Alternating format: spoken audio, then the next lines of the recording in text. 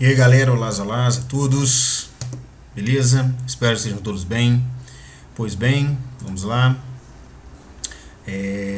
Começando aqui mais uma aula de ecologia, vamos falar sobre populações e comunidades. Então vamos lá. Então nós já vimos em aulas passadas, né, o que seria espécie e definição propriamente, né, de população, comunidade, ecossistemas, biomas, enfim. Vamos aprofundar um pouco mais hoje sobre o que interfere de fato na questão das populações e, obviamente, das comunidades. Então vamos lá. Então, população nada mais é do que o conjunto de indivíduos de mesma espécie que reside em determinado local, né? Então, só lembrando que a espécie, né, um conceito mais retilíneo aí, seria justamente seres vivos capazes de cruzar entre si, né, gerar descendentes férteis por um número incontável de gerações e que tenham, obviamente, semelhanças, características mais afins, ok? Então isso caracteriza, obviamente, aí as espécies. Então a população é um conjunto de seres de mesma espécie em determinado local. Então nessa foto aqui, um conjunto de indivíduos, né, as araras azuis aqui se alimentando, né, ararinhas azuis de Lear se alimentando aqui. Continuando. Então olha só, fatores que influenciam no crescimento das populações, né? Então fatores de crescimento e de decréscimo. Então vamos lá, fatores de crescimento, os abióticos. Só lembrando, fatores abióticos são aqueles fatores o ambiente, né? Aqueles que não possuem vida, água, ar, solo, né? Enfim, a luz, né? Um fator de crescimento, luz favorável, temperatura, nível de nutrientes químicos favorável, né?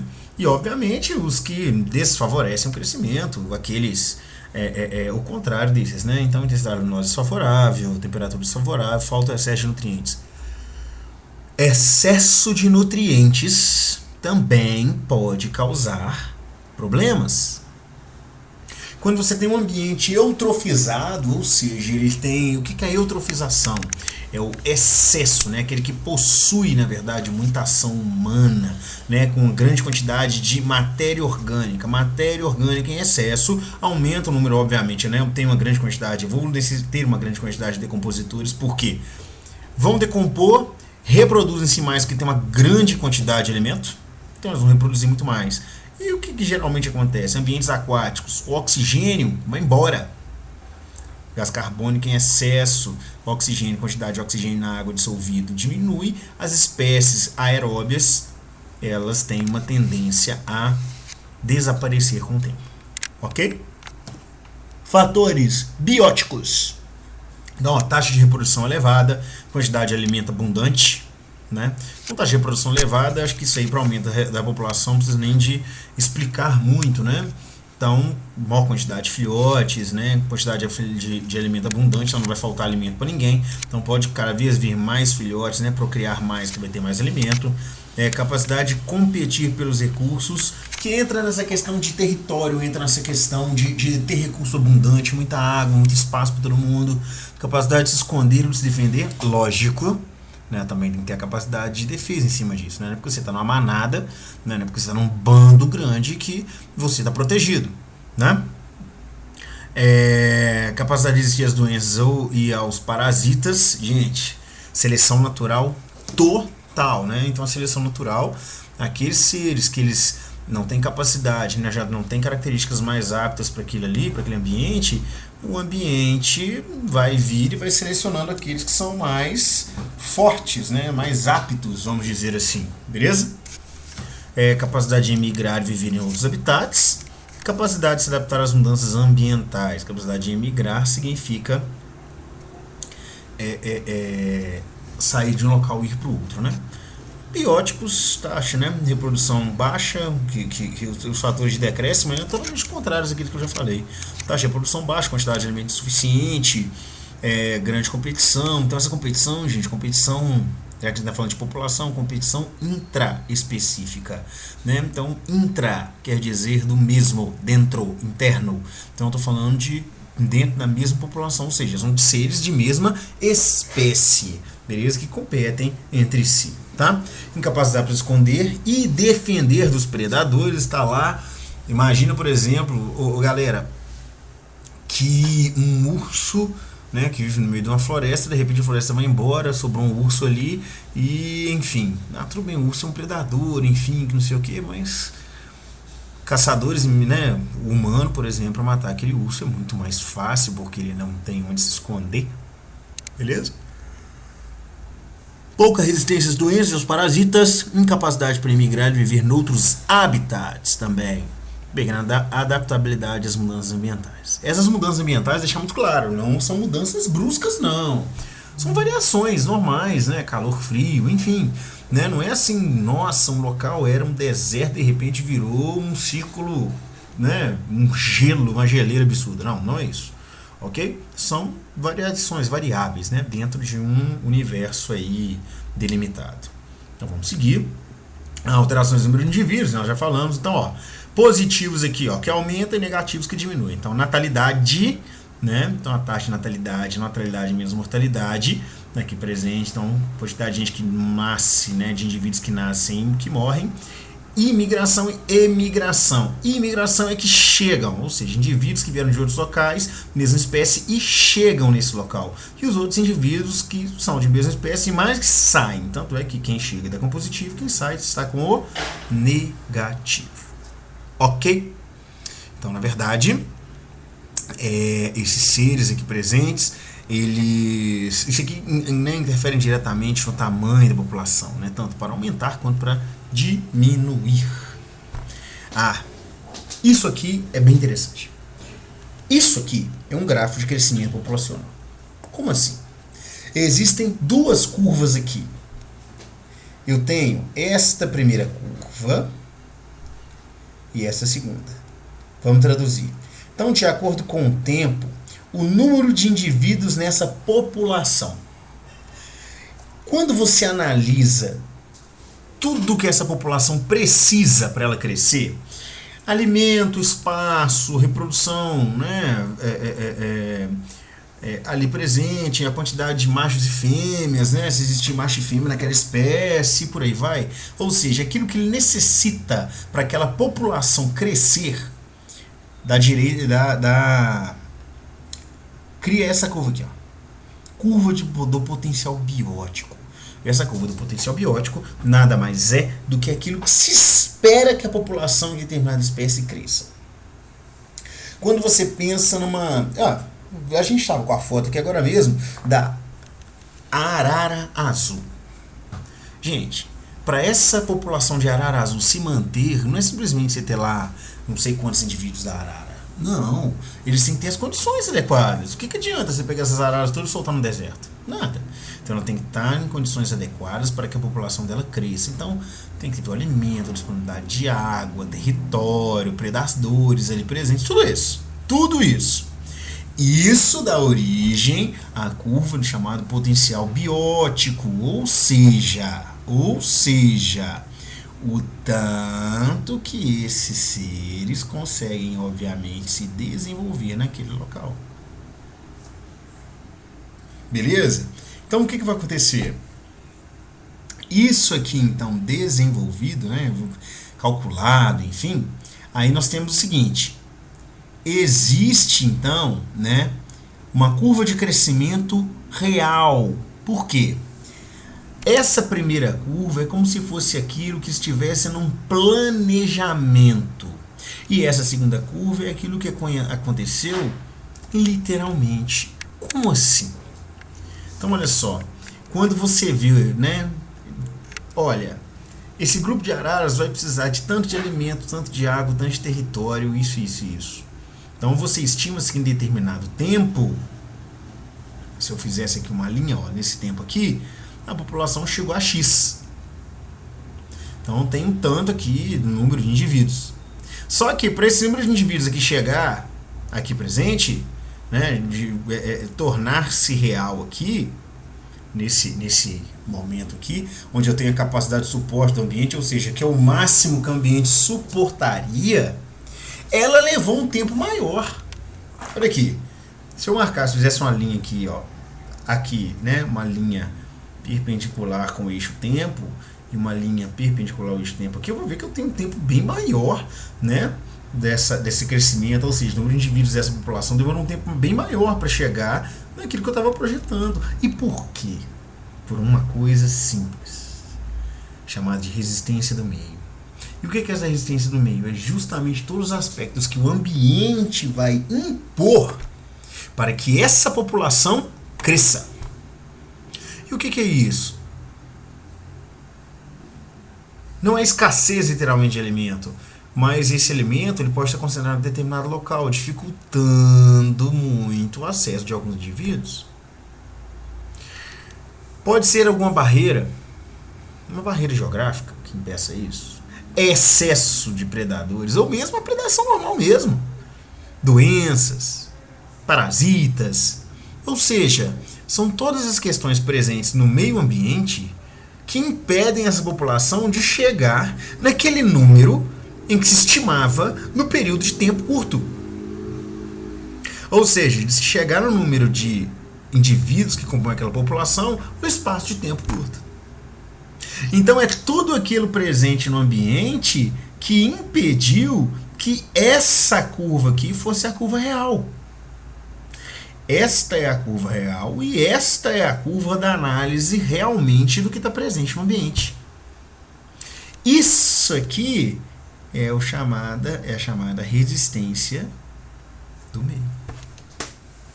Então, essa população, gente, é uma coisa muito louca. A gente pode fazer uma análise dessa aqui, por exemplo, com o que está acontecendo agora. Essa pandemia, a Covid. Então, quando você coloca, por exemplo, aqui, ó, o que se esperava que iria crescer de população no mundo, e você coloca aqui, ó, aquilo que você está vendo, a população no mundo hoje está com, você vai ver que existe uma resistência no meio. Essa resistência do meio pode ser várias coisas, entre elas, doenças, como a gente está vendo agora. Tem a sua letalidade, enfim, fora disso, está fora de discussão, mas existe, é um fator do meio. Beleza? Então isso realmente pode acontecer, tá? Então isso aqui é o que é importante pra gente, né? A resistência do meio. Só lembrando que curva do potencial biótico é aquilo, analisando todas as vertentes, todas as necessidades de uma população e aquilo que possui o meio, né? Se o meio possui o meio ambiente que essa população se encontra, possui essas características, não faça uma projeção do crescimento que se espera. Então, potencial é aquilo que se espera. Tá? E aí eu tenho aqui a capacidade de suporte do ambiente, que é limitado, tem um fator X, né, que é essa capacidade. O ambiente suporta tanto. Então a gente espera que essa população chegue no máximo em determinado tempo, que é o tempo, né? E aí você faz o acompanhamento real e você vê que essa população, para chegar em determinado número de indivíduos, ela levou muito mais tempo do que estava projetado. Então, a curva de crescimento real é aquilo que realmente aconteceu, é aquilo que está presente no ambiente. Essa diferença, esse preenchimento aqui no meio é chamado de resistência do meio. São as questões, são os entraves que o meio ambiente tem que impedem esse crescimento por esse potencial biótico normal. Ok? Muito bem. Seguindo. Comunidade. A comunidade nada mais é do que o conjunto de várias populações presentes em determinado local nesse período. Então tem, ó, população das girafas aqui, das zebras, né, das gazelas aqui presentes. Então o que acontece? 3 aqui populações aqui nesse meio, né, aqui presentes. Beleza? Aí nessa comunidade as populações podem obviamente ter inter-relações, né, ter relações entre si também. A comunidade, né, existe, né, essa comunidade, ela, né, possibilita uma coisa chamada de sucessão ecológica. Então o que é isso? Suceder é vir após. Vir após. Após o quê? Um determinado impacto pode acontecer, um incêndio na floresta, né, processos de assoreamento, né?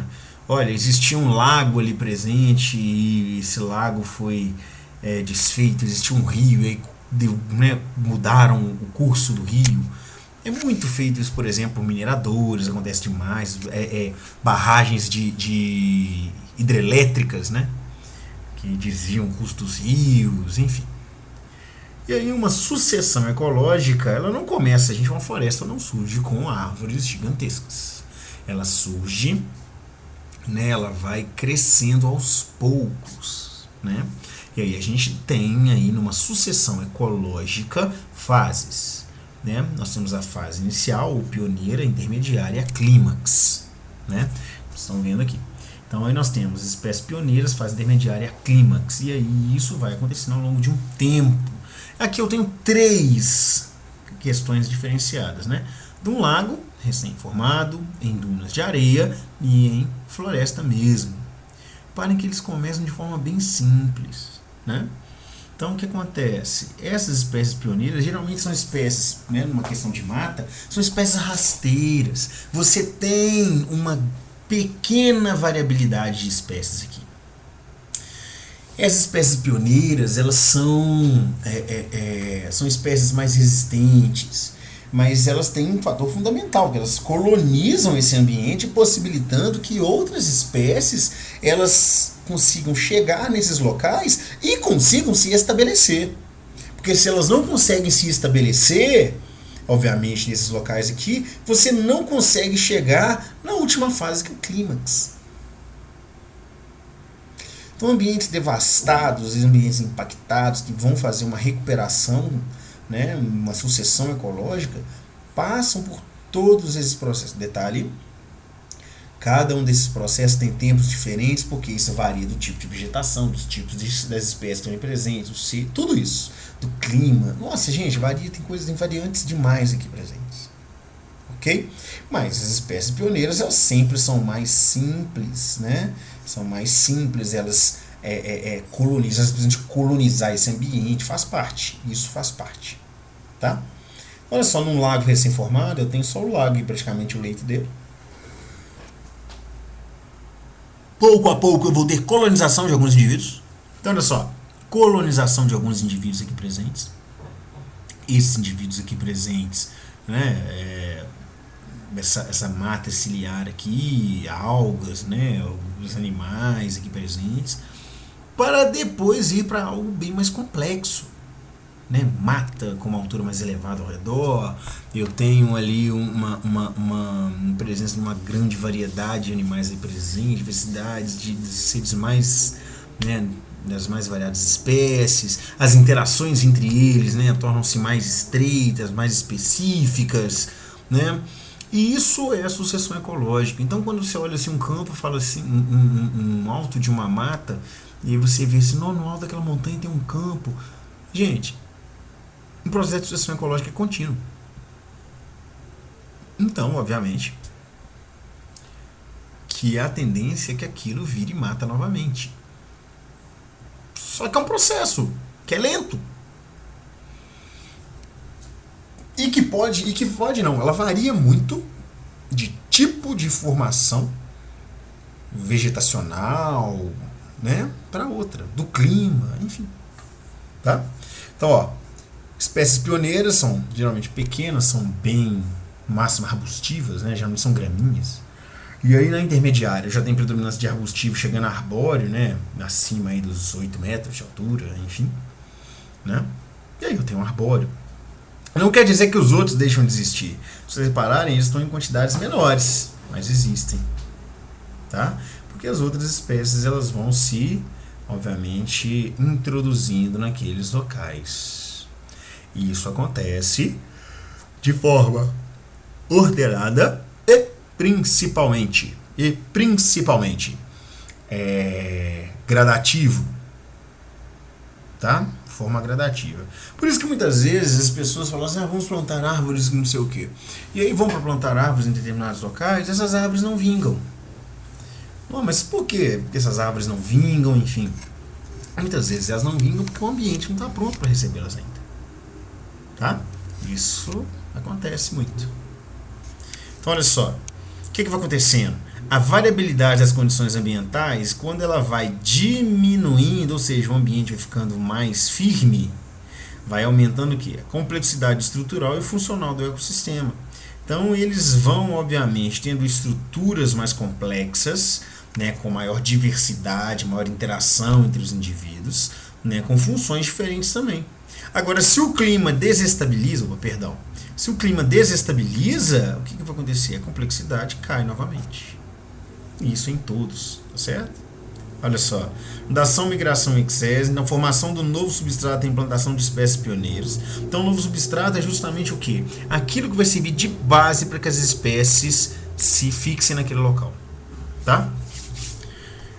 Então, ó, concorrência e reação, comunidade pioneira substituída por espécies intermediárias, gerando alterações no meio ambiente e propiciando a implantação de espécies tardias, são seres de transição, que é justamente a passagem, né, da pioneira para o clímax, e aí tem a intermediária, né, a fase intermediária. E o último de toda estabilização, o ambiente atinge a comunidade clímax, o ecossistema atingiu o seu equilíbrio máximo. Ok? Gente, para chegar nisso tudo aqui, obviamente que são anos de trabalho, preservação. Tem muitos lugares que têm que ser preservados mesmo, como não pode tocar. Não só para proteger mesmo a biodiversidade, mas para garantir sustento, o nosso sustento. E quando eu falo nosso sustento, porque nós precisamos de condições ambientais mínimas para sobreviver. Ok? Alguns seres da comunidade clímax, isso aqui é lava de vulcão. Lava de vulcão, que resfriou. E aqui eu tenho seres da comunidade clímax, olha aqui. Bem interessante isso. Então a lava de vulcão secou aqui seres da comunidade clímax, da comunidade pioneira, comunidade pioneira, que aí o que ele vai acontecer? Ele vai começar a colonizar esse ambiente, possibilitando o surgimento de outros indivíduos. Outros indivíduos também vão começar a colonizar isso aí, e depois que houver essa colonização, seres mais complexos começam a tomar conta dessa região. Uma rocha aqui presente, vários líquens aqui, né? Líquens são associações entre fungos e algas, né, presentes, e esses líquens eles deterioram geralmente essas rochas, liberando uma série de sais minerais e nutrientes para o solo, para que os primeiros vegetais que aqui chegam, né, que estejam aqui presentes, possam se desenvolver, tenham nutrientes suficientes para se desenvolver, tá? Então os líquens são extremamente importantes aí. E aqui, né, os níveis de organização ecológica nós já falamos. O organismo, cada indivíduo separado. Só lembrando que esse organismo ele é formado de sistemas. Esses sistemas são formados por órgãos. Estes órgãos são formados por tecidos. Cada tecido é formado por uma série de células. A unidade funcional do indivíduo, de qualquer ser vivo, é uma célula, tá? E aí, né, formando aí os organismos, o conjunto dos sistemas. Seres de mesma espécie formam as chamadas populações dos locais, né, de determinado local. Conjunto dessas populações, né, eu tenho uma chamada comunidade, beleza? Então, o conjunto dessas populações é a comunidade ali presente. O conjunto de todas da questão das comunidades associados aos fatores abióticos e as relações que existem entre eles, as relações entre os seres vivos, as relações entre esses seres vivos e o ambiente, e os fatores abióticos, dá-se o nome de ecossistema. E o conjunto de todos os ecossistemas da Terra, unidos, né, a camada da Terra que possui vida é a chamada biosfera. Beleza? Então, basicamente, gente, é isso. Tranquilo? Então, aprendemos hoje os fatores que interferem na população, né, tanto para crescimento quanto para decréscimo, né, tanto para crescer quanto para que ela diminua. Falamos com vocês, caracterizamos comunidade e falamos sobre sucessão ecológica. Beleza? Galera, espero que vocês tenham gostado aí. Peço desculpas para vocês pelo bocejar aqui, mas essa questão de falar assim, colocar às vezes assim, sem aquela troca energética que a gente está ali, às vezes ela gera um certo bocejo aqui. Peço desculpas, É isso aí, valeu, valeu. Quaisquer dúvidas que vocês tenham, né, no momento que vocês assistirem essa aula, deixe a dúvida lá no seu canal, né, na plataforma Teams. Ok? Galera, mais uma vez, muito obrigado a todos. Espero que vocês tenham gostado. E no mais, tchau, tchau, até uma próxima.